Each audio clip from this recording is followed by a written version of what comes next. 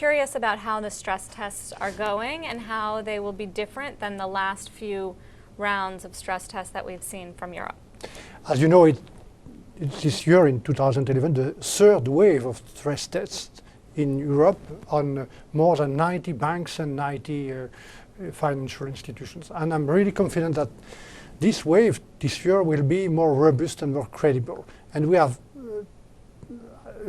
really drawn the lessons for the previous wave by better definition of capital, by more transparency, by a tougher economic scenario, and also by what we call a peer review. Derivatives markets, how can you regulate so that they do not make the European debt crisis worse? Everybody saw that last crisis that we have something to change and to introduce more transparency and more oversight.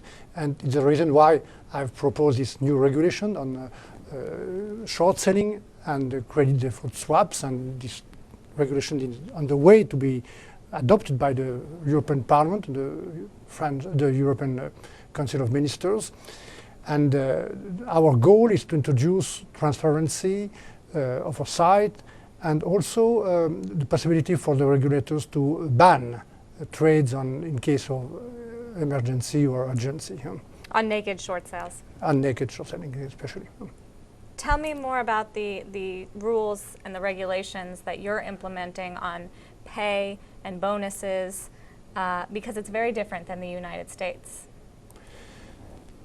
As you remember, it was one point, a very important point of the different meetings of the G20, drawing the lessons of the financial crisis to avoid excessive risk-taking through the compensations or the bonuses. And now in Europe we are doing clearly what we have decided to do together. And I hope that the others will do the same, especially the United States. And we are doing these regulations to avoid excessive risk-taking, and frankly speaking, because there is also a political problem to avoid unjustified remunerations in the eyes of the citizens. And you told Secretary Geithner that? And I told Secretary Geithner once more that point. Explain how you are going to make tougher regulation without hurting economic growth.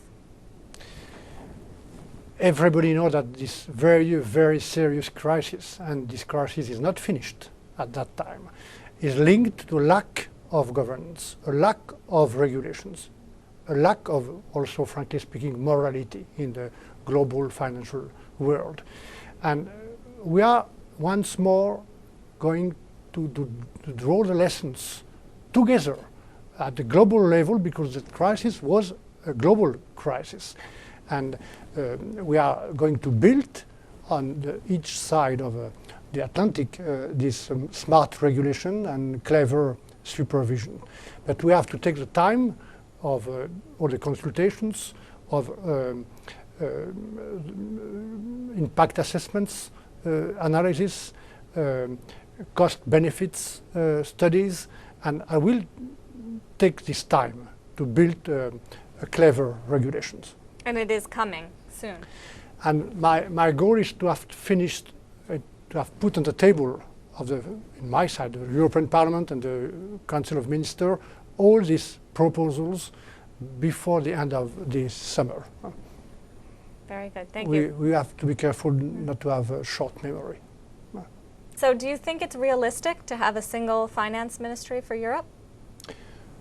Perhaps not tomorrow, but I think it's logical and realistic to have this kind of unique functions.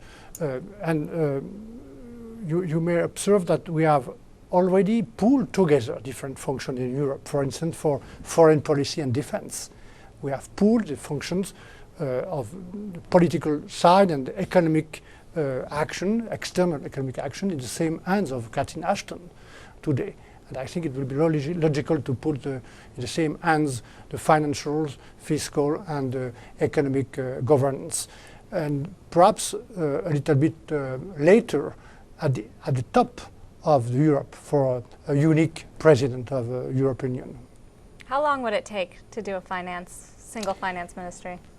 I can't answer how long it would take, but it's only questions of will, political will. And you believe it could happen? Yes. I'm confident.